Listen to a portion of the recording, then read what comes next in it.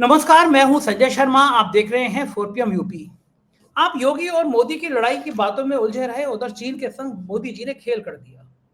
जिस चीन को गाली देते रहते, जिस कम्युनिस्ट पार्टी को गाली देते रहते थे, उनका चीन का प्रतिनिधिमंडल आके बीजेपी के नेताओं से नहीं, आरएसएस के दत्तात्रेय होस बोले जी से भी मिला। भैया, ये जलेबी क्या बनाते रहते हैं ये लोग। पहले कहते थे पाकिस्तान दुश्मन है दुश्मन, और प्रधानमंत्री जी नवाज शरीफ को हैप्पी बर्थडे कहने के लिए वहां पहुंच गए। और अब चीन का प्रतिनिधिमंडल यहाँ आके मजे कर रहा है। अभय दुबे जी ने बहुत शानदार तरीके से बातचीत किया। इस प्रोग्राम को आपको जरूर देखना चाहिए, क्योंकि काफी सारी जानकारी मिलेगी और मेरा एक सहयोग करना चाहिए। ये लेफ्ट हैंड को आप जो पोस्टर देख रहे हैं, ये 4PM फिल्म्स का पोस्टर है। आपकी जानकारी के लिए, खुशखबरी के लिए, कि हमने 4PM फिल्म्स का जो नया चैनल शुरू किया है, 19 जनवरी मेरी बिटिया का जन्मदिन होता है, उस दिन से 4PM फिल्म पे हमारी पहली शॉर्ट फिल्म आ रही है। इश्तियाक खान जाने माने एक्टर हैं। जॉली एलबी में आपने उनको अरशद वारसी के संग एक्टिंग करते हुए देखा होगा। इस पिक्चर में मर्द आखिर क्यों रोता है, एक शानदार विषय पर बनी हुई पिक्चर है। 19 जनवरी को 4PM फिल्म्स पे आपको ये निःशुल्क पिक्चर मिलेगी। तो आज 4PM फिल्म्स को आज ही सब्सक्राइब कर लीजिए। हर महीने हम कोशिश करेंगे आपको एक अच्छी पिक्चर दिखाने की। चलते हैं अभय दुबे जी से, जरूर सुनिएगा, पूरी बातचीत बहुत अच्छी है। 4PM न्यूज नेटवर्क में बहुत बहुत स्वागत है अभय दुबे जी आपका। एक पिक्चर आई थी, ये रिश्ता क्या कहलाता है, और उसके बाद में राजनीति के कई सारे रिश्तों को लेकर हमेशा बड़ा कंफ्यूज रहा। प्रधानमंत्री जब नवाज शरीफ को हैप्पी बर्थडे कहने के लिए अपना जहाज उतार गए पाकिस्तान में, तो भी मैं बहुत चौंका। मैं कहा ये रिश्ता क्या कहलाता है। कहाँ तो वो अपने लोकसभा चुनाव के प्रचार में कह रहे थे कि शहीद हेमराज का सर वापस लाना है नहीं लाना है, हेमराज के सिर काटने वालों को सबक सिखाना है नहीं सिखाना है। तो सबको उम्मीद थी कि पाकिस्तान को सबक सिखा दिया जाएगा, शहीद का सिर वापस लाया जाएगा, बदले में 100 सिर लाए जाएंगे। लेकिन जब शपथ ग्रहण हुआ तो न्योता चला गया नवाज शरीफ को, तब भी कोई बात नहीं। लेकिन फिर हैप्पी बर्थडे कहने के लिए प्रधानमंत्री कहीं से लौट के आ रहे थे, हवाई जहाज उतार लिया। लोगों ने कहा कि ये तो कूटनीति का हिस्सा है। प्रधानमंत्री के दिमाग में अचानक आया कि चलो पाकिस्तान चलते हैं, जैसे हम लोग पान की दुकान पे चले जाए, चलो चाय पी के आते हैं। लेकिन पता चला कि उस हवाई जहाज में तो गिफ्ट भी रखे हुए थे बर्थडे वाले। तो पर्टिकुलरली ये पहले से प्लान था। अब बहुत सालों से चलो एडजस्ट कर लिया कि वो बिरयानी खाने का मन होगा, चले गए होंगे प्रधानमंत्री जी। लेकिन वो कम्युनिस्ट पार्टी का, चीन की कम्युनिस्ट पार्टी को भर भर के गाली देता है आरएसएस और बीजेपी कि राहुल गांधी बिक गए हैं, राहुल गांधी ने समझौता कर लिया कम्युनिस्ट पार्टी से चीन की। लेकिन खबर आई है कि सोमवार को कम्युनिस्ट पार्टी ऑफ चीन का प्रतिनिधिमंडल भारतीय जनता पार्टी के कार्यालय पहुंचा। यहां तक भी चलो मान लेता हूं मैं कि जब अमेरिका डांटता है तो चीन के पास चले जाते हैं, जब चीन डांटता है तो अमेरिका के पास चले जाते हैं। हमारे विश्व गुरु जी थोड़ा परेशान रहते हैं, ये भी मान लेता हूं। लेकिन सबसे मजेदार बात है कि वही प्रतिनिधिमंडल ने आरएसएस के सरकैरवा दत्तात्रेय होसबोले से मुलाकात की। अब सुप्रिया शीनेत कह रही है ये रिश्ता क्या कहलाता है, जो मैं आपसे कह रहा हूँ ये रिश्ता क्या कहलाता है। वो करें तो वो करें तो रासलीला, और हम करें तो करेक्टर हीला। पिक्चर आई थी एक, आपने देखी भी होगी, आप तो पिक्चर के बड़े शौकीन है। तो ये रिश्ता क्या कहलाता है। कम्युनिस्ट पार्टी ऑफ चीन आरएसएस के दफ्तर में सेवैया खा रही है। दुनिया में कहीं भी कोई शर्म हया बची है। दो एक दूसरे को गाली देंगे, वहीं पे सेवैया खाएंगे बैठ के। कहीं पाकिस्तान में खाई जा रही है, कहीं चाइना के लोग आरएसएस के चीफ से मिलने आके। हो क्या रहा है कि भाई अपनी समझ से तो बाहर की बात है। देखिए, इस घटना का मतलब क्या है तो हम लोग इस पर चर्चा करेंगे ही। मैं भी इस पे बोले हुए कहना है। लेकिन इस घटना से एक सबसे बड़ा फायदा ये हुआ है कि हम सब लोगों का ध्यान जो इधर उधर बटा रहता है, इस तरफ गया। और हम लोगों ने थोड़ी रिसर्च भी की, पत्रकार हमने और हमारे ऐसे पत्रकारों ने, कि भारतीय जनता पार्टी का जो बीजेपी से, भारतीय जनता पार्टी का जो चीन की कम्युनिस्ट पार्टी सीपीसी, आप संक्षेप में कम्युनिस्ट पार्टी ऑफ चाइना बोलते हैं सीपीसी के साथ जो बीजेपी का रिश्ता है, वो रिश्ता अभी हाल में ही बना है, यानी अभी आज पहली बार बना है रिश्ता, या रिश्ता पुराना है। ये हम लोगों ने कुछ खोज निकाला और ये पता लग गया। दरअसल दुनिया को तो ये पता है, हम ही लोग नंबर 1 के बेवकूफ हैं कि हमको नहीं पता था। मैं मानता हूं कि मैं बेवकूफ हूं, मैंने इसकी तरफ ध्यान नहीं दिया। मेरे कुछ मित्रों ने कहा भी, आज से 6-7 महीने पहले की बात है, उसके बाद जब मैं यूएस में घूम रहा था, उस वक्त भी मुझे बताया गया कि नरेंद्र मोदी जब गुजरात के प्रधानमंत्री थे, तो सबसे ज्यादा बार उन्होंने जिस देश की यात्रा की है उसका नाम है पीपुल्स रिपब्लिक ऑफ चाइना। तो मैंने उसको एक कान सुनकर दूसरे कान से निकाल दिया था। लेकिन जब आप एक कान से सुनते हैं दूसरे कान से निकालते हैं तो बात कहीं है, थोड़ी सी अटक जाती है। उसका 1% जो है रह जाता है यहाँ पे। क्योंकि इतना सफ़र करना पड़ता है ना एक काम से दूसरे काम तक उसको। यहाँ कुछ रह जाता है, वो रह गया। तो जब ये सीपीसी का प्रतिनिधिमंडल आया और दीनदयाल उपाध्याय मार्ग स्थित भाजपा का आपने देखा होगा केंद्रीय दफ्तर, वो तो पैलेशियल है, वो तो महल है, उसकी किसी किले से तुलना की जा सकती है। जब उसमें गया और एक मेज के इधर भाजपा का प्रतिनिधिमंडल बैठा था, इधर अ, और यहाँ सीपीसी का प्रतिनिधिमंडल बैठा था। जानते हैं भाजपा के प्रतिनिधिमंडल में कौन-कौन था? भाजपा के प्रतिनिधिमंडल में थे उनके एक राष्ट्रीय महासचिव अरुण सिंह और दूसरे थे भाजपा के विदेश विभाग के इंचार्ज विजय चौथाई वाले, दूसरे ये थे। तो फिर मैंने थोड़ी जांच पड़ताल शुरू की, तो पता चला कि ये जो अरुण सिंह साहब जो हैं, ये जब नितिन गडकरी भाजपा के अध्यक्ष थे, उस वक्त भी नितिन गडकरी के साथ चीन की यात्रा पे गए थे भाजपा के प्रतिनिधिमंडल में। तो मैं चौंका। हमने अच्छा, ये तो मतलब खेल पुराना है। तब पता लगाया कि भाजपा ने पिछले 20-25 साल में सबसे ज्यादा भाजपा के प्रतिनिधिमंडलों ने, भाजपा के नेताओं ने, जब वो विपक्ष में थी तब भी, सत्ता पक्ष की बात नहीं कह रहा हूं मैं, सत्ता पक्ष में तो 1914 में आई, 2014 में आई।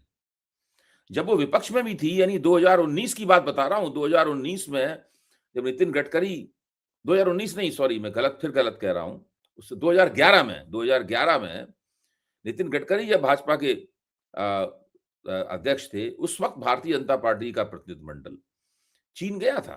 5 दिन की यात्रा की थी उसने चीन की, और वो कई महत्वपूर्ण जगहों पर गया और कई चीनियों ने उसकी बड़ी आवभगत की और उनसे बहुत सारी बातें हुई, लंबी बैठकें हुई चीनियों के साथ इनकी। और रिकॉर्ड ये बताता है, आप कहीं भी जांच कर लीजिए, आप चैट जीपीटी से पूछ लीजिए, आप ग्रोक से पूछ लीजिए, और कहीं जांच कर लीजिए, किसी रिसर्च इंस्टीट्यूट से पूछ लीजिए, बताएंगे कम से कम भाजपा वालों ने मल्टीपल विजिट्स किए हैं, शब्द है अंग्रेजी का, मल्टीपल विजिट्स किए हैं चीन के। ये स्थिति है। जब नरेंद्र मोदी, फिर और पता लगाया, नरेंद्र मोदी जब नरेंद्र मोदी जब गुजरात के मुख्यमंत्री थे, 12 साल रहे मुख्यमंत्री, उस 12 साल में वो बहुत विदेश यात्राएं की उन्होंने, लेकिन सबसे ज्यादा यात्राएं संख्या में चीन की उन्होंने, नरेंद्र मोदी। भाई, गुजरात के मुख्यमंत्री को चीन जाने की इतनी जरूरत क्यों पड़ी? और उस वक्त तक नरेंद्र मोदी की ये स्थिति नहीं थी कि वो भारत के प्रधानमंत्री बनेंगे। भारत के प्रधानमंत्री तो वो 2010-11 से उनका मिजाज बनना शुरू हुआ, उन्होंने योजना बनानी शुरू। उससे पहले तो गुजरात की राजनीति करते थे और हम लोग उसी रूप में उन्हें जानते थे। कोई उनका चर्चा भी नहीं करता था कि ये कभी भारत के प्रधानमंत्री पद के लिए जाएंगे, शायद उनके दिमाग में भी नहीं रहा होगा नरेंद्र मोदी के। तो फिर ये जब देखा कि इतनी ज्यादा चीन के साथ, और एक ऐसी पार्टी, ऐसे संगठन के लोग जो कि कम्युनिस्टों को हिंदुओं का दुश्मन मानते हैं, गुरु गोलवलकर ने कितने बार लिखा है, कम्युनिस्ट हिंदुओं के दुश्मन है, दुष्ट है, ये सब बोलते हैं। माओ से तुमको राक्षस बोलते हैं, राक्षस बोलते हुए मैंने सुना है भाजपा के प्रवक्ताओं को, माओ से तुमको वास्तव में राक्षस कहते हुए सुना है, चीनियों को हत्यारा कहते हुए सुना, और पता नहीं क्या क्या कहते हुए सुना है। वो लोग, उन लोगों की चीन में इतनी दिलचस्पी क्यों है? आखिरकार चीन से वो क्या जानना चाहते हैं? तो और ज्यादा दिमाग थोड़ा और खपाया, सवेरे से मैं यही काम कर रहा हूं आज। तब ये बात दिमाग में आई कि जिस तरह चीन 1949 में चीनी कम्युनिस्ट पार्टी सत्ता में आई, 1949 से आज तक लगातार वो सत्ता में, उसे चुनाव नहीं लड़ना पड़ता, चुनाव जीतने की उसे कोई जरूरत नहीं है, एक पार्टी का शासन चीन के ऊपर लागू है और चीन प्रगति भी कर रहा है, इसमें भी कोई शक नहीं। ऐसी बात भी नहीं, चीन ये अमेरिका के समकक्ष नहीं पहुंच गया है, यूरोप के देशों समकक्ष उसकी समृद्धि नहीं है, क्योंकि आबादी भी बहुत ज्यादा है चीन की, और एशियाई देश है, उसकी अलग समस्याएं हैं, लेकिन चीन की प्रगति बहुत तेज है और सुनिश्चित है, स्पष्ट है, निस्संदेह है, निर्विवाद है। इसको चीन के दुश्मन भी मानते हैं इस बात को। तो भारतीय जनता पार्टी और नरेंद्र मोदी को हमेशा दिलचस्पी इस बात में रही, और राष्ट्रीय स्वयंसेवक संघ को दिलचस्पी इस बात में रही कि कैसे एक पार्टी का शासन इतने दिनों से वहां टिका हुआ है, इसके हटने की भी कोई संभावना नहीं। हटेगा क्यों? वो तो लगातार देश उसके नेतृत्व में प्रगति कर रहा है, जनता उसका हटाएगी क्यों उसको? दुनिया की, अमेरिका के बाद सबसे बड़ी आर्थिक ताकत बन गया, अमेरिका के बाद दुनिया की सबसे बड़ी फौजी ताकत भी बना हुआ है। हथियारों के बाजार में भी चीन दबादब हथियार बेच रहा है, और लाइट मैन्युफैक्चरिंग में तो अमेरिका से भी बड़ा चैंपियन है। सारे देशों के बाजार भर दिए हैं चीन ने अपने हल्के मैन्युफैक्चर्ड चीजों से। आप सस्ती लो चीज चाहे महंगी लो, चीन की चीज मिलेगी। फिर मुझे नरेंद्र मोदी का वो भाषण याद आया जो उन्होंने पिछले साल दिवाली को दिया था। दिवाली बहुत दिन नहीं हुए दिवाली को गुजरे हुए भी। क्या भाषण दिया था उन्होंने, याद है आपको? उन्होंने भाषण दिया था कि छोटी छोटी आंखों वाले गणेश को मत खरीदिए।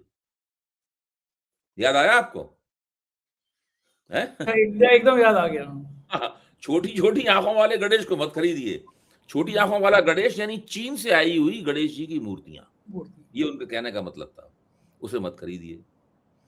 अच्छा, जब मैं सीएसडीएस में काम करता था, centre for the studies of developing societies में, मैंने 21 साल काम किया वहां। जब सीएसडीएस में काम करता था तो हम लोगों के बीच में वहां पे चाइनीज स्टडीज का भी एक संस्था थी सीएसडीएस के अंदर, जो चीनी सभ्यता, संस्कृति, राजनीति का अध्ययन करते थे। बड़े गहरे विद्वान थे, उतरे हुए उसके अंदर। तो उसमें हम लोग कहते थे व्यंग में कि ये लोग बहुत ज्यादा चीन के सानिध्य में रहते हैं, इनकी आंखें भी छोटी होनी शुरू हो गई हैं, ये हम लोग कहते थे। तो हम लोगों के बीच मजाक प्रसिद्ध था, जो चीनियों के साथ बहुत रहता है या चीन के बारे में ज्यादा सोचता है या चीनियों की ज्यादा सोहबत करता है, चीन के बारे में ज्यादा पढ़ता लिखता है, वो 10-20 साल के बाद जो है ना, वो देखने में चीनी ऐसा लगने लगता है। तो मैंने एक लतीफा बनाया कि चीन के प्रतिनिधिमंडल से पूरे दिन बातचीत करने के बाद मैं सुबह जब दोबारा भाजपा के राष्ट्रीय सचिव अरुण सिंह जी भाजपा के दफ्तर पहुंचे और विदेश विभाग के इंचार्ज चौथाई वाले साहब भी वहां पहुंचे। चौथाई वाले ने अचानक देखा अरुण सिंह की तरफ, बोला, बंधुवर आपकी आंखें तो छोटी लग रही हैं कल के मुकाबले आज। तो पलट के अरुण सिंह जी ने चौथाई वाले से कहा, मुझे तो आपकी आंखें ज्यादा छोटी लग रही हैं। मुझे लगता है कि नरेंद्र मोदी भी जब कभी आईने में देखते होंगे, अपने देखते होंगे, आंखें पहले के मुकाबले छोटी हो गई हैं कुछ, क्योंकि इन लोगों की लगातार चीन के साथ सोहबत है। ये लोग चीन में डूबे हुए हैं। ये लोग चीनी मॉडल जो है उसको हिंदुस्तान में लागू करना चाहते हैं। एक पार्टी का शासन, मुतबातिर, बिना रुके हुए एक पार्टी का शासन हो। ये हिंदुस्तान यही बार बार सीखने जाते हैं वहां पर चीन में। राम माधव जाते हैं सीखने के लिए, राम माधव जाते हैं चीन में सीखने के लिए। अच्छा, राम माधव तो एक्सपर्ट भी हैं। वो कश्मीर में ठेकों के लिए भी सतपाल मलिक के पास गए थे, 300 करोड़ की फाइल आपने रोक दीजिए, अंबानी वाली फाइल है। लेकिन मुझे अब याद आया आपकी बात से, एक पत्रकार हैं जो तिहाड़ यात्रा करके आए हैं, 15 करोड़ के पैकेज पे हैं। अभी कुछ दिन पहले वो कह रहे थे कि हमारे चीजें ठीक नहीं हो सकती क्योंकि चीन तो ठीक कर लेता है, क्योंकि वहां पे सुप्रीम कोर्ट नहीं है, वहां पे पार्लियामेंट नहीं है। तो वो उदाहरण दे रहे थे। ये सब लोग चीन के फैन हैं। देखिए, हिंदुत्ववादी सब चीन के फैन हैं, और अब धीरे धीरे करके उन्होंने चीन को गाली देना भी बंद कर दी है। इनकी सबसे बड़ी समस्या ये है कि चीन असल में इनको बहुत ज्यादा सुविधा, बहुत ज्यादा रास्ता इनका साफ नहीं कर रहा है। चीन ने लद्दाख में काउंटियां बनानी शुरू कर दी हैं। चीन ब्रह्मपुत्र पे एक बहुत बड़ा बांध बना रहा है, इससे भारत का, उस पूरे पूर्वी भारत का विनाश हो सकता है। अरुणाचल प्रदेश को लेकर डिस्प्यूट है। ये अरुणाचल प्रदेश में चीन कह रहा है कि हम, ये तो भारत का चीन का कहना है कि भारत का इलीगल सेटअप है अरुणाचल प्रदेश। ये तो साउथ तिब्बत है। चीन एक चाइनीज भाषा के शब्द का इस्तेमाल करता है चीन, इसका मतलब ये है कि ये साउथ तिब्बत, दक्षिणी तिब्बत है, ये हमारा है। और अरुणाचल प्रदेश की 20 जगहों के नाम बदल दिए हैं चीन ने। अच्छा, अब आप ये देखिए, उसके बाद में एक और काम किया है चीन ने। ये सब करने के बाद में चीन अभी बिल्कुल एकदम, मेरे ख्याल 6 जनवरी को, अभी जब 11 जनवरी को ये लोग बात कर रहे थे चीनी प्रतिनिधिमंडल से, तो 6 जनवरी को क्या नाम है उस जगह का, जो जम्मू कश्मीर की एक घाटी है, मैं उसका नाम देख के बताता हूँ, चीन ने दावा किया है कि वो हमारी है, वो वहां पे भी आया, हमारी घाटी। हाँ, तो लेकिन ये बढ़िया है कि भारत के लोग चीन की झाला ना खा रहे हैं। पूरी बात करूं, बहुत महत्वपूर्ण है, क्योंकि लोग आपके, मेरे ख्याल से 4PM के दर्शकों को ये सब बातें जाननी चाहिए। तो हाँ, ये जो पूरा मामला है ना, ये बहुत ही विस्तृत मामला है। नरेंद्र मोदी चाहते हैं किसी तरीके से चीन ये लद्दाख और अरुणाचल प्रदेश पे कब्जा करने की बात अभी थोड़ी देर के लिए स्थगित कर दे, कि उस चक्कर में भारत में उनको दिक्कतें हो जाती हैं। भाई जब वो चीन के साथ अच्छे संबंध बनाना चाहते हैं, वो कहेंगे अच्छा ये लद्दाख पे कब्जा कर लेगा, ये अरुणाचल प्रदेश पे कब्जा कर लेगा, वो जम्मू कश्मीर की उस घाटी पे भी कब्जा कर लेगा, ये ब्रह्मपुत्र पे डैम बना के पूरे पूर्वी भारत के लिए खतरा पैदा कर देगा विनाश का। इसके साथ आप क्यों व्यापार कर रहे हैं, इसके साथ आप क्यों संबंध अच्छे बनाना चाहते हैं? अगर इन लोगों का बस चले, दुनिया में दो ऐसे देश हैं, एक है कम्युनिस्ट देश और एक है जियनवादी नस्लवादी देश इजराइल, एक है चीन।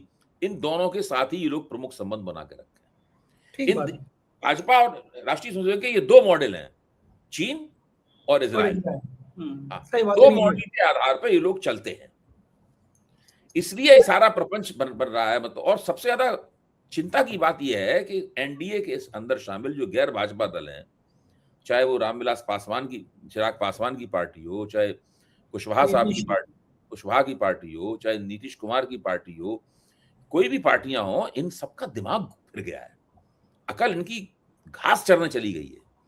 ये समझ नहीं रहे हैं कि ये भाजपा के किस प्रपंच का बचाव कर रहे हैं। ये सब भी आज टीवी पे मुझे भाजपा की भाषा बोलते हुए नजर आए। इनको पता नहीं है कि क्षुद्र किस्म का जो राजनीतिक स्वार्थ है इनका, सत्ता में हिस्सेदारी भाजपा इन्हें इसलिए नहीं देती कि भाजपा इनके प्रति कोई कृतज्ञ है, भाजपा इन्हें पसंद करती है। हमारे एक मित्र थे, इन्होंने मुझे राजनीतिक रूप से सोचना सिखाया। वो हमेशा कहते थे कि जब हम किसी के साथ गठजोड़ बनाते हैं तो इसलिए नहीं बनाते कि वो फलाना आदमी बड़ा खूबसूरत है, जब वो आपको खूबसूरत मानता है, वो तो सीधे सीधे स्वार्थ होता है लेन देन का।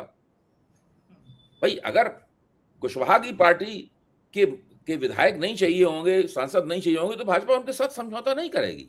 नीतीश कुमार की और चंद्रबाबू नायडू की पार्टी के लोग नहीं चाहिए होंगे तो भाजपा समझौता नहीं करेगी उनसे। और वो आप भाजपा की किसी घटिया बात को समर्थन ना करें तब भी भाजपा आपके साथ रहने के लिए मजबूर है। लेकिन ये लोग बिल्कुल भाजपा के चाटुकार और चारण हो गए हैं, मैं ये कहूंगा। शर्म आती है मुझे ये कहकर। इनमें से बहुत से लोग अपने आप को समाजवादी कहते हैं, और क्या कहते हैं, आज टीवी पे ये लोग भाजपा के प्रवक्ताओं से भी आगे बढ़ के बीजेपी के इस दोगलेपन का बचाव कर रहे थे। अच्छा, ये जब मिलने आया होगा प्रतिनिधि मंडल, तो क्या दत्तात्रेय होसबोले ने पूछा होगा कि आपने ये तो गलत किया कि जब भारत और पाकिस्तान का युद्ध हो रहा था, कथित युद्ध हो रहा था, तो जो हमारे राफेल गिरने की खबर आई, एक बड़े अखबार ने छापी, में ये नहीं कह रहा राफेल गिरे नहीं गिरे, सरकार अभी तक मना नहीं कर रही है कि नहीं गिरे, एक अखबार कह रहा है कि गिरे, 6 पाकिस्तान नंबर जारी कर रहा है, सरकार एक बार भी नहीं कह रही है राफेल नहीं गिरे। ये कह रहे पायलट सुरक्षित, राफेल के बारे में बोलती नहीं है। लेकिन अगर गिरे तो 100% नहीं, 1001% वो मिसाइल, वो हमला चीन के उपकरणों से था। तो दत्तात्रेय होसबोले ने पूछा होगा कि आप पाकिस्तान के साथ क्यों खड़े थे हमारे युद्ध में। मेरा कहना है इसके सबूत की तो कोई जरूरत नहीं है।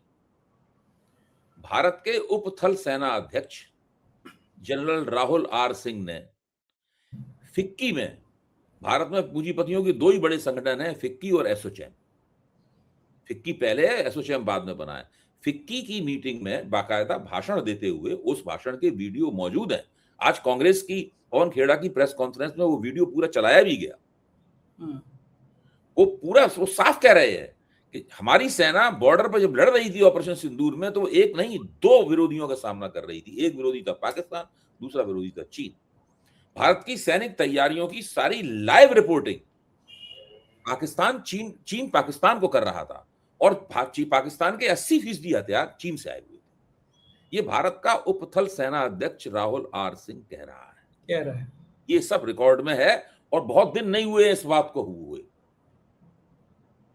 आज भी ये वीडियो चला है कांग्रेस के। अच्छा, अब सवाल ये है, आप ये देखिए ना कि ये वही भाजपा है।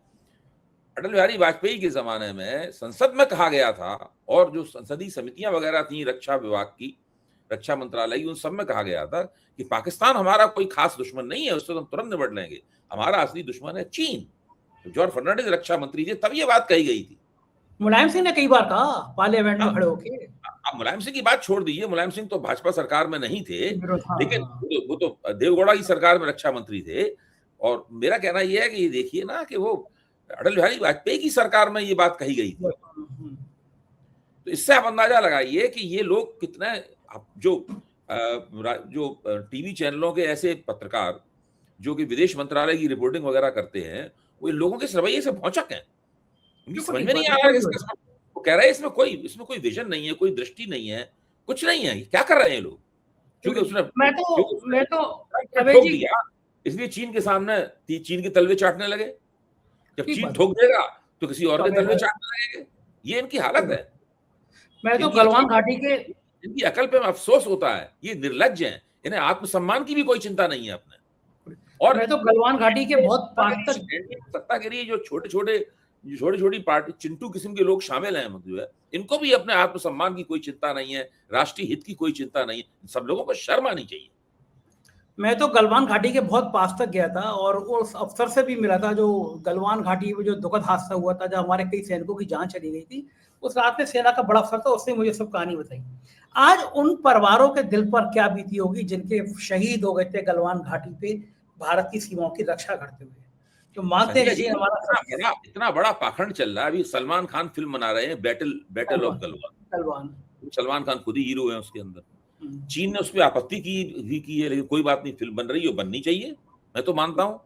पहली बार भारतीय सेना के 21 जवान बिना एक भी गोली चले हुई लड़ाई में मारे गए। मारे गए हैं। आप सोचिए, एक गोली नहीं चली उस लड़ाई में। वो बैरेट फाइटिंग थी, वो मुक्केबाजी थी, बहुत भयानक लड़ाई थी। भयानक कितने लड़ाई। रक्त की लड़ाई रही होगी, आप सोचिए। इसमें एक गोली नहीं चली और उसमें 21 जवान शहीद हो गए।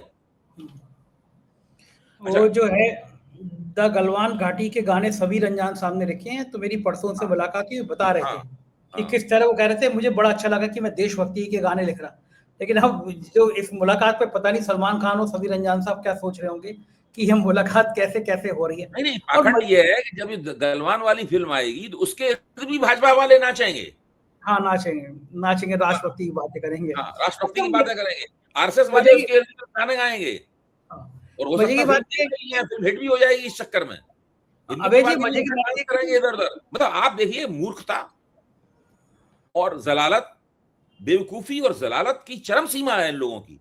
कर क्या बिल्कुल दिया ठीक। है इन लोगों ने मुल्क को? गधों का मुल्क बना रहे हैं ये लोग। हाँ, मुझे की मज़े की बात ये है कि इतनी सब बातें हो गई और सत्ता को कोई फ़र्क ही नहीं पड़ता। हम लोगों ने चीन की इस हालत पे एक वीडियो बनाया, तो हुँ। केंद्रीय सूचना प्रसारण मंत्री ने यूट्यूब को लिखा हमारा नाम लेके कि ये चाइना के बॉर्डर को लेकर और ये यूट्यूब वीडियो 4G पे डाला गया, ये खराब है, इसको हटा दीजिए। मतलब हमारे एक वीडियो पे सरकार ने सीधा यूट्यूब को लिखा हमारा वीडियो हटा दीजिए। ये आलम है कि सच्चाई मैं सामने ना आ आपको जाए इसी डर मैं से। आपको बताऊँ कि जिस दिन ये लोग इस देश की जनता इन लोगों को सत्ता से हटाएगी, इन लोगों को मैं आपको ईमानदारी से बता रहा हूँ, पानी नहीं मिलेगा। हालात बहुत खराब है। थका-माँदा आदमी जाता है कहीं, रास्ते में कोई भी गरीब आदमी भी अपनी झोपड़ी खोल के उसको पानी पिला देता है 2 घूँट। इनको गरीब आदमी भी कहेगा, इसको नहीं पानी पिलाएँगे। हालात इन्होंने बहुत खराब कर दिए, ये बात तो सही है कि ऐसा कर दिया अच्छा, बिल्कुल। लेकिन एक मज़ेदार बात है, मोदी जी ने जो कहा था कि ना खाऊँगा, ना खाने दूँगा, वो उनका मंत्रालय बड़ा बढ़िया कर रहे हैं। एक विभाग है जिसमें 10,000 करोड़ का घोटाला मतलब आया था विभाग बड़ी क्रांति करने के लिए, आज के अखबारों में खबर ही गायब है। देखिए अभय अभय जी ने खबर आपने खबर देखी उस विभाग की, उस कारनामे की? देखिए, ये खबर जिसका आप ज़िक्र कर रहे हैं, मैंने आज सवेरे बड़ी मेहनत से खोजी।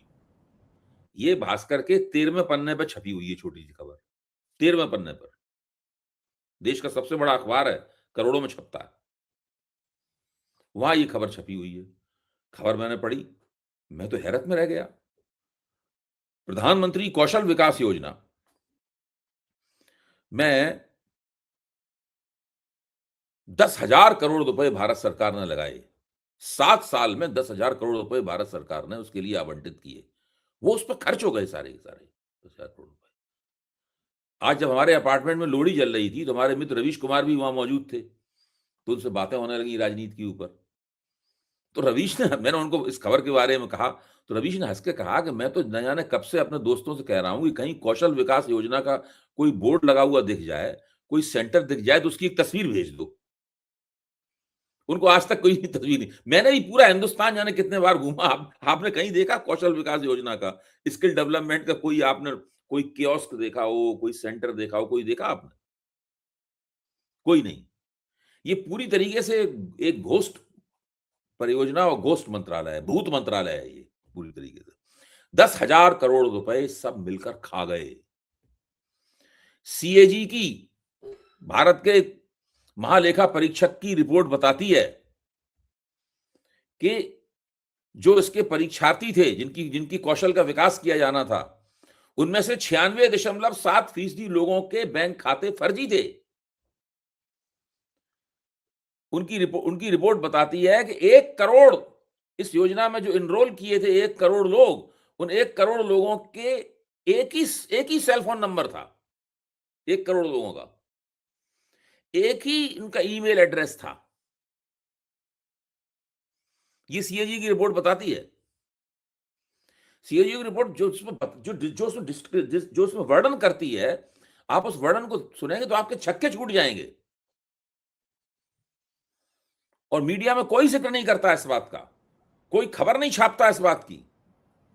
आज चूंकि एक कांग्रेस प्रवक्ता ने सवाल को उठा दिया, कल मतलब उठा दिया, और वो एक रिटायर्ड आईएएस अफसर हैं गोपीनाथ कन्नन, उन्होंने इस सवाल को जोरदारी से उठाया, तो एक अखबार ने गलती से छाप दिया, वो भी 13वें पन्ने पे छापा था, कोई देख ना पाया उसको।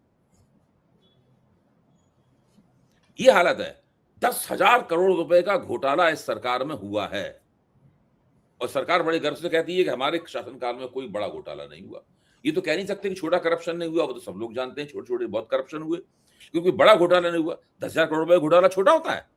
सही बात है। पूरा का पूरा मंत्रालय ही इस मंत्रालय का पर्यायवाची घोटाला शब्द का मतलब है skill development ministry. Modi ji की गुजराती लहजे की हिंदी में स्किल डेवलपमेंट मिनिस्ट्री। स्किल गजब है। अंधेर नगरी चौपट राजा, टका शेर भाजी टका शेर खाजा। बहुत बहुत शुक्रिया अभय जी इतनी बढ़िया बातचीत के लिए। Thank you. ये थे अभय दुबे जी। कैसी लगी बातचीत बताएगा जरूर। शुक्रिया, थैंक यू।